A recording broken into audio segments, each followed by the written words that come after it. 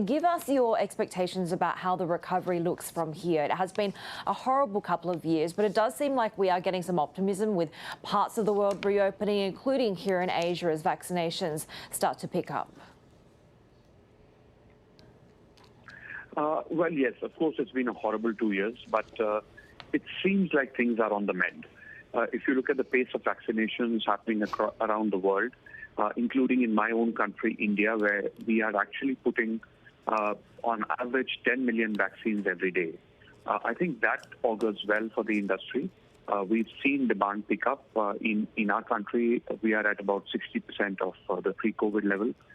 When we meet people around in this IATA meeting, I think many countries are now reporting that they have crossed the 50% mark of the pre-COVID traffic. Of course, what remains impacted is long-haul traffic, and that will take a little bit of time to normalize. But domestic traffic in several countries is looking quite strong. When it comes to soaring oil prices, we're seeing crude trading at a 7-year high. How well hedged is the airline? Of course, oil prices are a huge dampener, and many airlines are not well hedged at this point of time. Hopefully, as demand picks up, we can pick up yields to cover for this cost of oil. But definitely, I think we were in a far worse situation during the peak of that second wave, and things have certainly improved from there.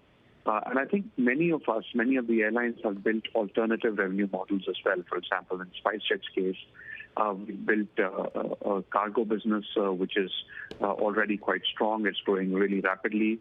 We should do about $350 million of revenue this year in that business. And I think several airlines have found that cargo and logistics has been something of a savior for them. And Ajay, you've just delayed your plan to restart the 737 MAX operations. Why was that, and what's the plan here? As you know, 737 MAX has been grounded for a long time, and our regulator has just cleared that very recently. And so we have 13 aircraft which are on the ground, which we hope to put up in the air by November. I think starting the first 2 aircraft go in the air on the 8th or 9th of October. So we also have a large number of aircraft standing at the Boeing facility. If we are able to arrive at some compromise and settlement with Boeing, we hope that we can put many more of those aircraft in the air. Right, Ajay, let me ask you about Air India, because you have a personal bid for the privatization here. What are your expectations, given that you're also going against the Tatas? Well, that's really not for us to comment on at this point. We are under non-disclosure on those arrangements. The government has to take a call. The bids are in. The government has to evaluate those bids and take a call. And I expect that should happen over the next couple of weeks.